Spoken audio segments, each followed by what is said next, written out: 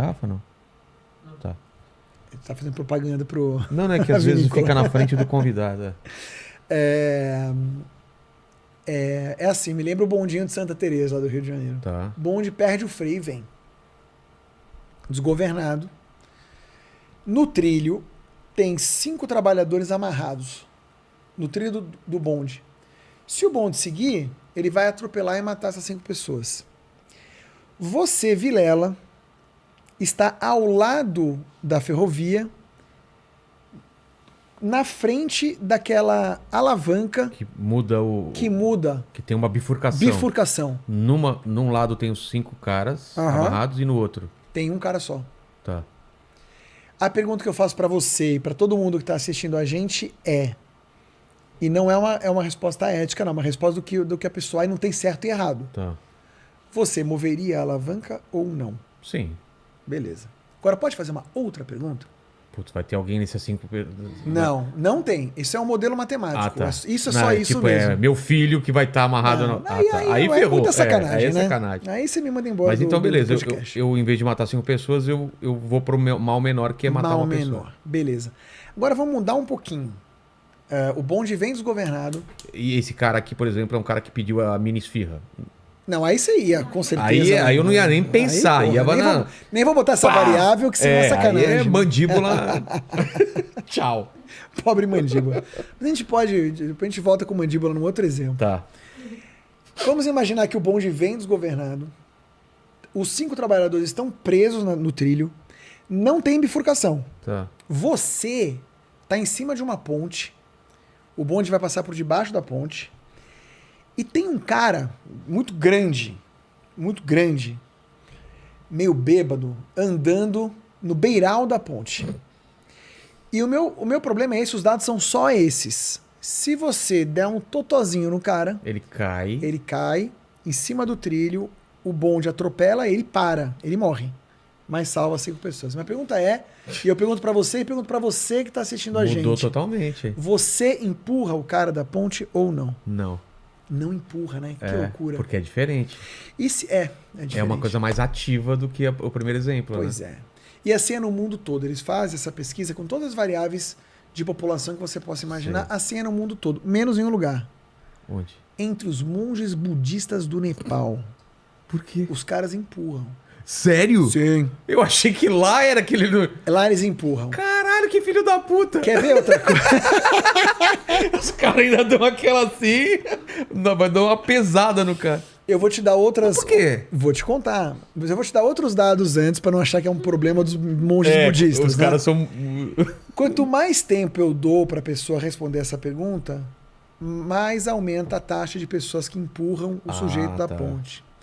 Se eu pedir para você decorar um número e responder, diminui a taxa de gente que empurra da ponte. Enfim, quanto mais espaço para reflexão eu dou, maior a chance da pessoa decidir empurrar o sujeito da ponte. Porque no fim da história, é 5-1 do mesmo jeito. Claro. Só que quando eles fazem ressonância magnética funcional no cérebro das pessoas para entender o que está acontecendo, eles percebem o seguinte, aqui eu vou falar resumido mesmo, mas é o suficiente.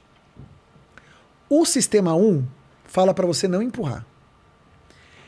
O sistema 2, que é o reflexivo, faz a conta. Não, cara, 5 vai salvar 5, vai sacrificar 1. Empurra. O sistema 1, ele apita com mais força no caso da ponte do que no caso da manivela. Por quê? Porque nós somos wired. A gente é programado. Obrigado.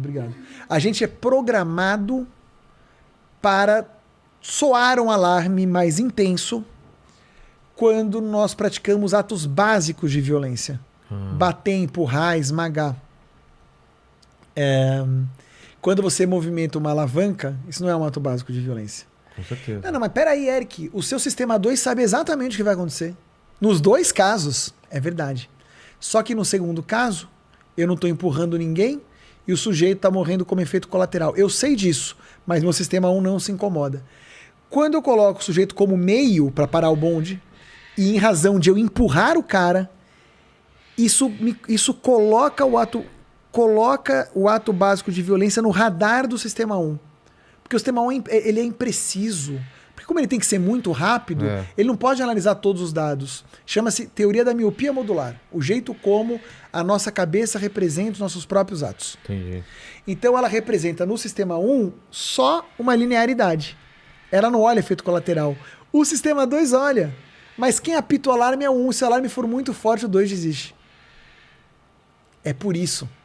Cara, você acredita que quando você faz essa pesquisa, sei lá, 70%, 80% das pessoas movimentam a alavanca. Certo. 10 ou 15 empurram o cara da ponte. Se você falar o seguinte, não, mas olha só, na verdade, se você empurrar o cara da ponte, o bonde não vai atropelar e matar 5 pessoas, ele vai descarrilhar, vai bater numa represa, a represa vai abrir e vai inundar uma cidade e vai matar 30 mil pessoas. Tem menos gente disposta a empurrar o cara da ponte do que movimentar a alavanca. Sério? Eric, então você está falando em rede nacional que eu devo empurrar o cara da ponte? Não tô dizendo isso. Sabe por que não, Vilela? Porque essa coisa, esse samba, né, esse balé do sistema 1 com o sistema 2 pro dia a dia, que a gente tem que tomar muitas decisões. Você toma, né? Vou comer essa jujuba, não vou pedir uma mini esfirra ou não. Tudo bem, normalmente a gente acerta e vale a pena pequenos erros. Quando você está tratando de política pública, não. Exato. Ali você precisa ser reflexivo. E aí vem toda uma nova corrente filosófica chamada de neurociência da moralidade. Aí você está falando daquele professor ou não? Aí eu estou falando do Joshua Green, que foi meu professor em Harvard. Eu estou falando de neurociência da moralidade, eu estou falando de... Neurociência da moralidade? Neurociência da moralidade. Que é você olhar... O que esses caras fizeram no fim do dia? Tiveram uma sacada brilhante. Eles falaram, quem são os filósofos que mandaram muito e que a gente ainda usa pra caralho? São os iluministas. Porra, não tinha ressonância magnética funcional na época do Kant, né? Na verdade, a ressonância magnética funcional tem há 20 anos só. A gente não via cérebro funcionando de ser humano há 20 anos, velho. É muito louco. Então a gente tem muito mais tecnologia, a gente tem muito mais dado, muito mais ciência. Vamos revisitar esses caras? E quando você revisita, você tem que atualizar. É como se estivesse apertando um F5 no iluminismo. Tem um livro chamado Iluminismo Hoje, né? Eu acho que é do maior filósofo vivo hoje, pelo menos é o mais influente do mundo. Chama-se Steven Pinker. Esse que era o blusão. Só que no Brasil... o segundo, então. Né? O segundo, depois do blusão. É o Steven Pinker, só que o Brasil é muito fechado, cara. O Brasil acha que porque um filósofo é um filósofo americano, ele é um cara ligado ao capital e não sei o que, então a gente só olha pra Europa. Mas o que esse cara e o seu professor estão dizendo sobre isso? Eles estão dizendo isso. Que tem que mudar na lei ou na forma de aplicar? Eles não estão exatamente preocupados com a prisão em segunda instância. Não? Eles estão preocupados em como se faz política pública. E eles vão dizer, política pública deve ser baseada em evidência e não no que eu acho certo. Que é o que se faz hoje em dia. Porque eu acho um troço, você acha outro, e aí fudeu. E vai mudando isso. Eu acho. Eu tenho mais força para impor o que eu acho do que você. Mas a gente não está olhando os dados, a gente está fazendo bem ou mal para as pessoas. Acho que essa é a discussão, né? Claro que é. E hoje o troço é muito louco, porque hoje tem esses papos, sei lá, o papo dos alimentos geneticamente modificados. Tem que proibir, tem que liberar. Caralho, vamos olhar pra ciência. Isso pra tudo. Vacina. Eu ia falar de vacina mesmo. Pô. Tem que proibir. Cara, calma. Vamos ver os números, vamos analisar. Exato. Ceticamente, né? Não é um ceticismo pra tudo. Ceticismo pro bem, né? Pra dizer assim, deixa eu olhar.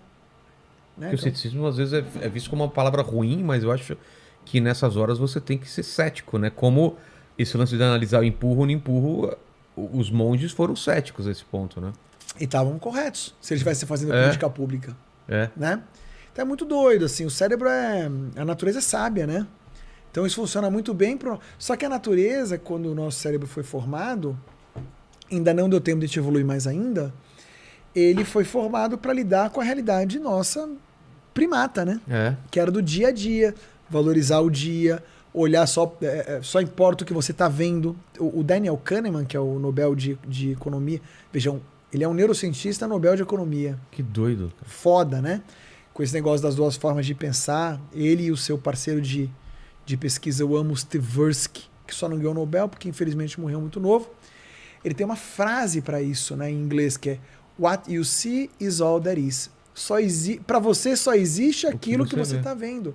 Ah, morreu um panda na China. Foda-se, eu não sei que morreu um Mesma panda. coisa da pandemia também. Tava morrendo gente na Itália. Ah, foda-se. Tá morrendo. Quando Começou morre o teu seu parente primo, ali, isso aí. tio, aí você fala, caramba, o negócio tá se aproximando. É isso aí. Esse é o lance, cara. É. Incrível, né? Se não é só porcentagem, estatística, né? Isso. Qual que é o esforço civilizatório que eu acho que a gente precisa ter? Porra, agora que a gente sabe como funciona, vamos respirar antes de dar a nossa opinião? É. Vamos ouvir o outro? Vamos ouvir com o ouvido de escutar? Vamos olhar os dados? Vamos chamar gente de outras ciências que estuda essa porra para poder trazer para cá, para gente poder fazer a política pública. O exemplo da vacina é o melhor. Né? Eu podia fazer a política pública, foda-se a vacina, ou então vacina aí, pensando... como eu vou salvar mais gente, não é isso? Como eu vou salvar mais gente. Chama-se welfare economics, né? O que importa é o aumento do bem-estar social. Velho, se o Estado não serve para isso, o Estado não serve pra porra nenhuma. Ele não tá cumprindo o papel dele. Não tá cumprindo o papel dele. Porque a gente gasta uma grana, né, pra ele poder funcionar. Sei quantos, o judiciário, inclusive, né? Quantos meses a gente demora para pagar, né? Pois é. Você trabalha